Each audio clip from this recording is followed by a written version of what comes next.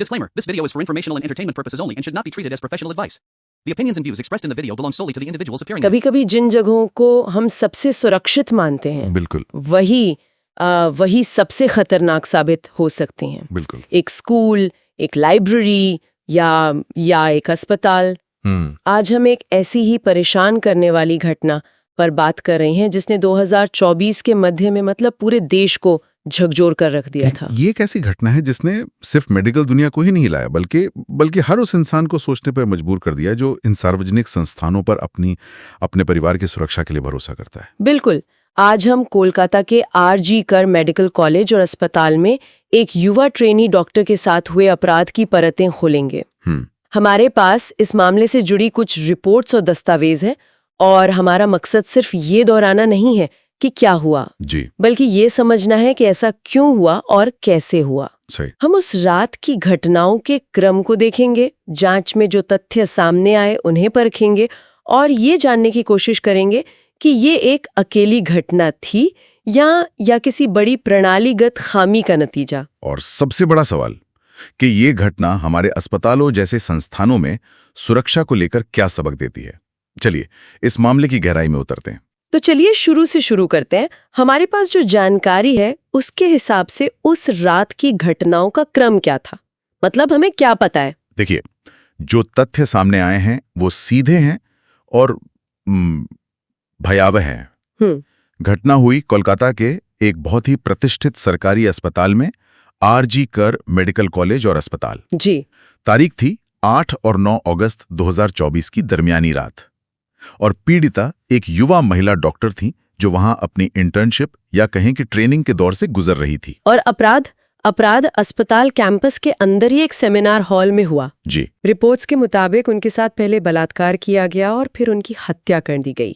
ये बात ही अपने आप में मतलब दिमाग सुन कर देने वाली है। हाँ। एक अस्पताल जिसे हम इलाज की जगह मानते हैं वो एक क्राइम सीन में बदल गया। और यही इस घटना का सबसे ज्यादा परेशान करने वाला पहलू है। देखिए, अस्पताल सिर्फ एक इमारत नहीं है, ये समाज के लिए एक प्रतीक है। एक प्रतीक। हाँ, उम्मीद का, सुरक्षा और देखभाल का। लोग वहां अपनी जिंदगी के सबसे कमजोर घड़ियों में जाते हैं इस भरोसे के साथ कि वहां उनकी रक्षा की जाएगी। बिल्कुल। जब उसी जगह की दीवारों के अंदर इतनी क्रूर हिंसा होती है तो ये सिर्फ एक कानून व्यवस्था का मुद्दा नहीं रह जाता, ये उस सामाजिक भरोसे पर सीधा हमला है। और इस मामले में पीड़िता खुद उस हीलिंग सिस्टम का हिस्सा थी। बिल्कुल। एक ट्रेनी डॉक्टर जो शायद घंटों काम कर रही होंगी, लोगों की जान बचाने की ट्रेनिंग ले रही होंगी।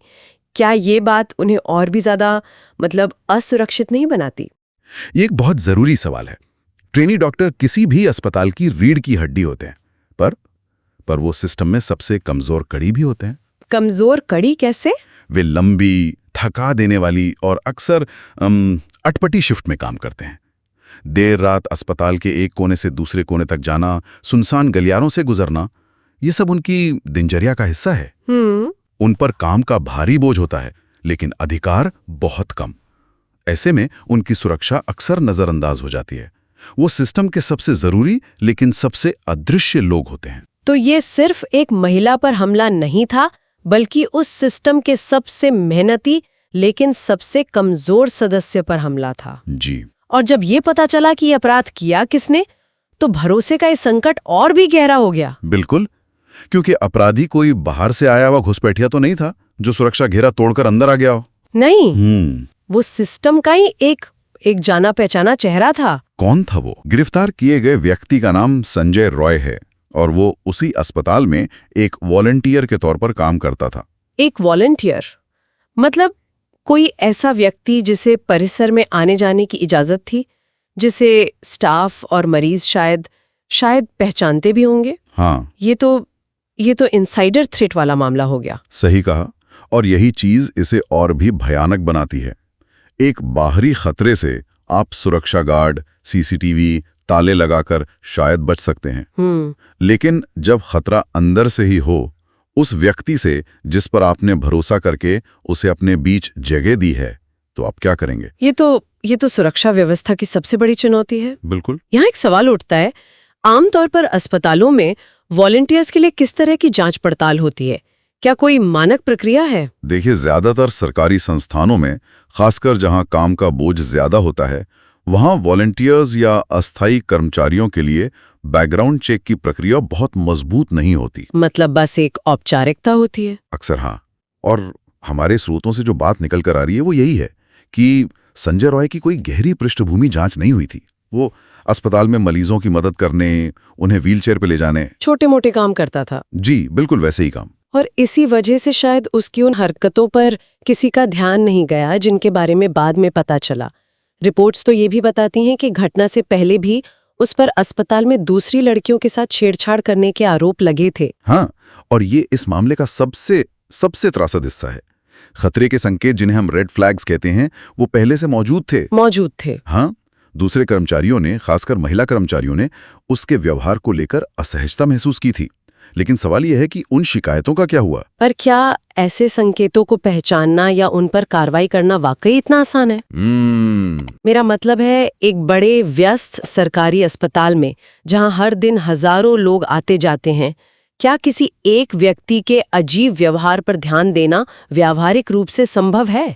ये एक बहुत जायज सवाल है जी। और इसका जवाब हाँ भी है और नहीं भी। अच्छा। नहीं, क्योंकि एक व्यक्ति के लिए हर किसी पर नजर रखना नामुमकिन है। जी। लेकिन हाँ, अगर संस्थान में एक संस्कृति हो, हाँ, एक ऐसी संस्कृति जहां एक नर्स या एक जूनियर डॉक्टर बिना किसी डर के अपने सीनियर को बता सके कि मुझे वो वॉलंटियर ठीक नहीं लग रहा, और उसकी बात को गंभीरता से लिया जाए, उसे खारिज ना किया जाए। बिल्कुल।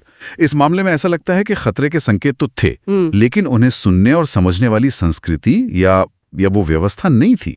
वो संकेत सिस्टम के शोर में कहीं खो गए, और उस अनदेखी का नतीजा एक भयानक अपराध के रूप में सामने आया। जी। अब उस हिस्से पर आते हैं जो वाकई दिल दहला देने वाला है, अपराध की प्रकृति।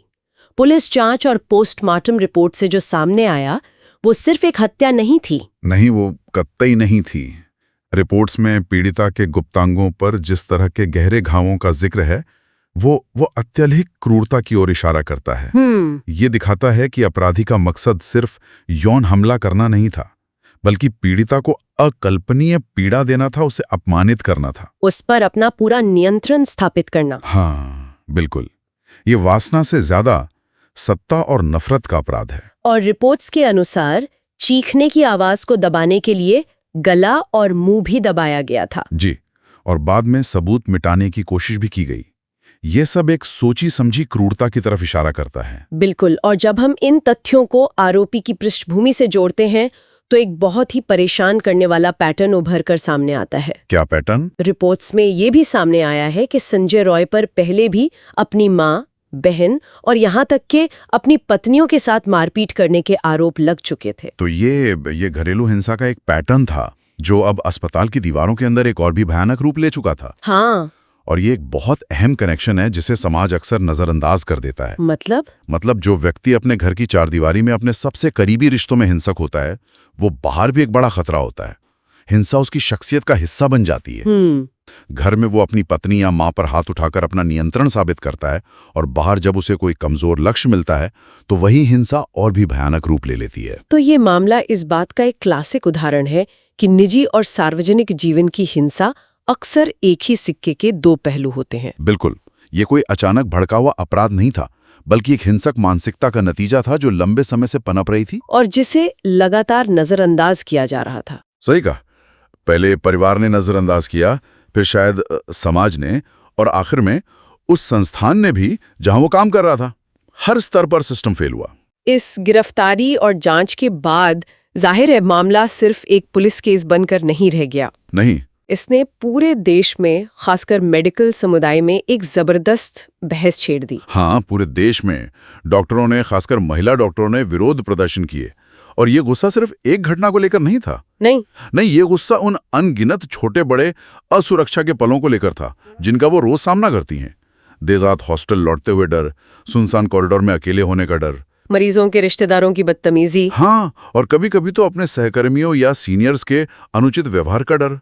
ये घटना उस दबे हुए गुस्से और डर के लिए एक ट्रिगर पॉइंट बन गया। तो ये मामला एक व्यक्ति के अपराध से बढ़कर एक व्यवस्था से जुड़ा मुद्दा बन गया, जैसा कि हमारे एक स्रोत में लिखा है, ये कहानी दिखाती है कि कैसे सुरक्षित माने जाने वाले स्थान भी महिलाओं के लिए कितने असुरक्षित हो सकते हैं। बिल्कुल।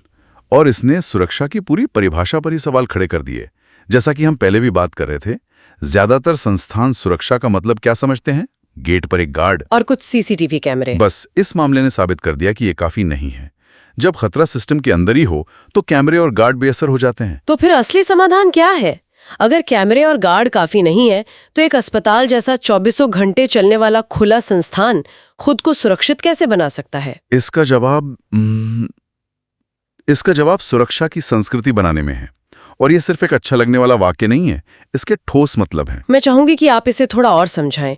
एक व्यस्त सरकारी अस्पताल की मंगलवार की रात की शिफ्ट में ये सुरक्षा की संस्कृति असल में दिखती कैसी है? तो वो स्थायी कर्मचारी हो, कॉन्ट्रैक्ट पर हो या वॉलंटियर, उसकी पृष्ठभूमि की सख्त जांच हो, बिना किसी समझौते के। ठीक है। दूसरा, अस्पताल के हर कोने का नियमित सुरक्षा ऑडिट हो।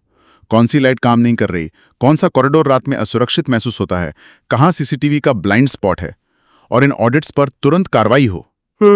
और तीसरा और सबसे जरूरी, रिपोर्टिंग का एक ऐसा सिस्टम हो जो पूरी तरह से गोपनीय और भरोसेमंद हो। अच्छा। एक जूनियर नर्स को यह भरोसा होना चाहिए कि अगर वो किसी के व्यवहार के बारे में शिकायत करती है तो उसकी पहचान गुप्त रखी जाएगी और उसकी शिकायत को गंभीरता से लिया जाएगा। उसे ये कहकर टाला नहीं जाएगा कि तुम ज्यादा सोच रही हो। बिल्कुल।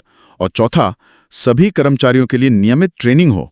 न सिर्फ आग लगने पर क्या करें, बल्कि किसी के संदिग्ध व्यवहार को कैसे पहचानें और रिपोर्ट करें। यानी सुरक्षा को एक चेकलिस्ट की तरह नहीं, बल्कि एक जिंदा सांस लेती हुई प्रक्रिया की तरह देखना होगा। जी, जो हर कर्मचारी की जिम्मेदारी है। बिल्कुल। जब सुरक्षा सबकी जिम्मेदारी बन जाती है, तभी सुरक्षा की संस्कृति पैदा होती है। ये तब बनती है जब एक सीनियर डॉक्टर एक ट्रेनी से पूछता है, तुम देर रात अकेले जा रही हो, क्या तुम सुरक्षित महसूस कर रही हो? ये तब बनती है जब मैनेजमेंट शिकायतों के पैटर्न पर ध्यान देता है, ना कि उन्हें अलग अलग घटनाओं के तौर पर देखता है। तो कुल मिलाकर आज की हमारी ये पड़ताल एक बेहद दर्दनाक घटना पर थी। एक युवा डॉक्टर की हत्या जिसका जीवन अभी शुरू ही हुआ था। एक ऐसे अपराधी का सामने आना जिसका हिंसा का एक लंबा और अनदेखा किया गया इतिहास था। सही। और सबसे बढ़कर एक ऐसी व्यवस्था की सुरक्षा में गंभीर खामियां जिस पर हम सभी अपनी जान के लिए भरोसा करते हैं। इस मामले ने ये आईने की तरह साफ कर दिया है कि हम खतरों को पहचानने में नाकाम रहे हैं। हमने उन छोटे छोटे संकेतों को नजरअंदाज किया जो एक बड़ी त्रासदी की ओर इशारा कर रहे थे। और ये सिर्फ आरजी कर अस्पताल की कहानी नहीं है। नहीं, ये शायद देश के कई और संस्थानों की भी कहानी है। ये एक चेतावनी है। एक चेतावनी कि अगर हमने अपने संस्थानों के अंदर पनप रहे खतरों को जड़ से खत्म नहीं किया तो ऐसी त्रासदियां दोबारा हो सकती हैं। हाँ, और ये सिर्फ नियमों को सख्त करने से नहीं होगा, ये मानसिकता बदलने से होगा। किस तरह की मानसिकता? उस मानसिकता को जो महिलाओं के खिलाफ छोटी मोटी छेड़छाड़ को मामूली बात समझकर नजरअंदाज कर देती है, और उस मानसिकता को जो घरेलू हिंसा को एक पारिवारिक मामला मानकर उस पर पर्दा डाल देती है। इस पूरी चर्चा के बाद एक सवाल है जो सोचने पर मजबूर करता है, और मैं चाहती हूँ कि हमारे श्रोता भी इस पर सोचें। जी। आने का नहीं है, ये इस बात पर सोचने का है कि हम एक समाज के तौर पर उन चेतावनियों को सुनना कब सीखें जो एक बड़ी तबाही से पहले हमें हमेशा मिलती हैं। अगर आपको वीडियो अच्छा लगा हो तो वीडियो को लाइक करें और चैनल को सब्सक्राइब करें ताकि और भी ऐसे ही वीडियो आप तक आते रहे। धन्यवाद।